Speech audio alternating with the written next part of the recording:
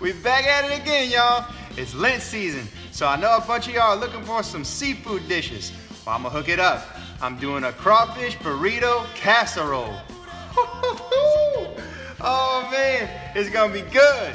So y'all stick around. I'm about to knock this out. Paya! Ooh, got them pot and pan heating up, boy.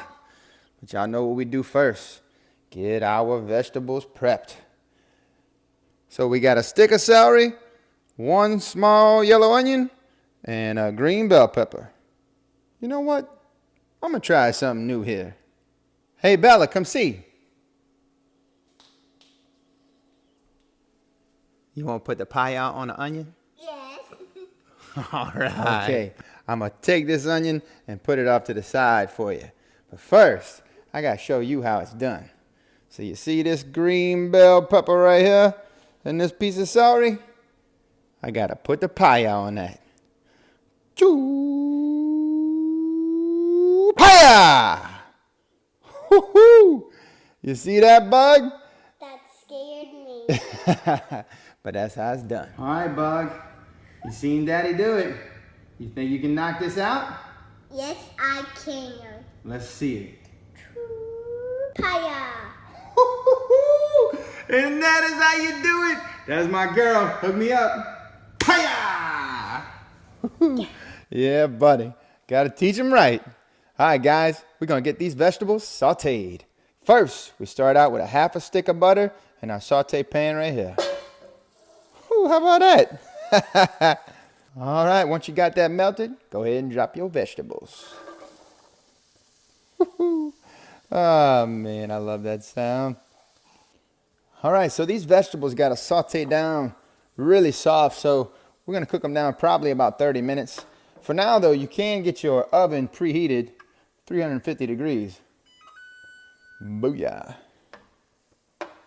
Okay, so while our vegetables are sauteing over there, we're going to get a roux started in this large pot over here. We're going to add 1 stick of salted butter and let that melt. Okay, so once your butter has melted, you add 1/3 cup of all-purpose flour. And you get mixing.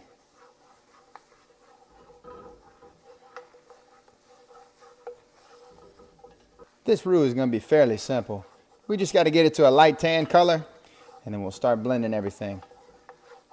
In the meantime, make sure you also keep stirring these vegetables. You know, if you let them sit too long, those onions can start to burn. At about midway through, you want to add a tablespoon of minced garlic. There you go. Get stirring.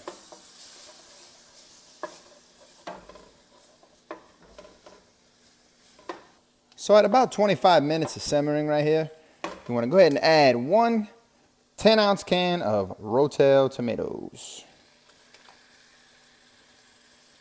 We're going to mix that around, let it cook for another 5 minutes or so. At this point, you want to add 1/2 tablespoon of sugar to help reduce the acidity of these tomatoes.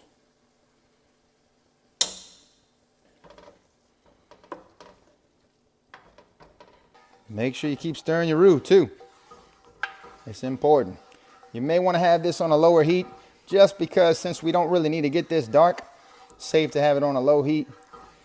It won't burn it. All right, this is looking good. So at this time, we're going to add 1 quart of heavy whipping cream.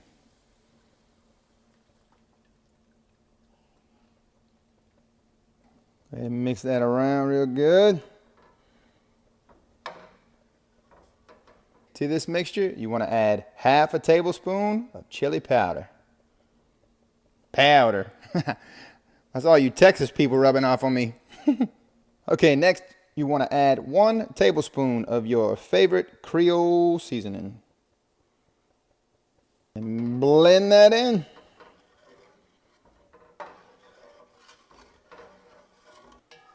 All right, our roux is a nice tan color. So now we're going to take the contents of this pan and blend them in with this roux. Here we go.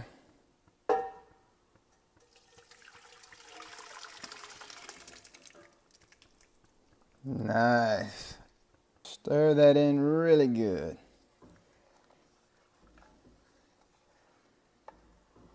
Okay, next to this mixture, we are adding 2 pounds of fresh Louisiana crawfish. And get that mixed up. Ooh, that's looking good, boy. We're gonna let that cook in there for about 10 minutes. And then we're gonna add some jalapeno Velveeta cheese. So I'm gonna put half of this Velveeta in the mixture, let it melt really good in there. And the other half, I'm gonna get it shredded and we're gonna layer it over the top of the casserole. All right, so let's go ahead and get this cheese up in here really good.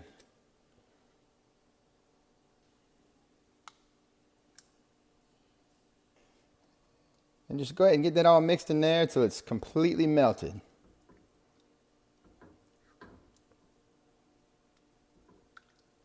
All right, so this has melted really good. We're just gonna keep this on a low simmer for now and move over to our casserole pan. So what we got over here is some flour tortillas. What I do is I take this pizza cutter, I cut them in square, rectangle shapes, and I layer the bottom of our casserole pan over here. But the first thing you want to make sure you do is spray the bottom with a non-stick cooking spray. All right, so now we're going to take some of our mixture here and layer it over the top of this first layer of tortillas.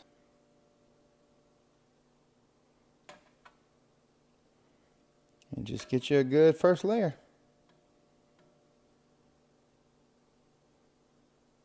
Okay, now we're going to cut up some more tortillas.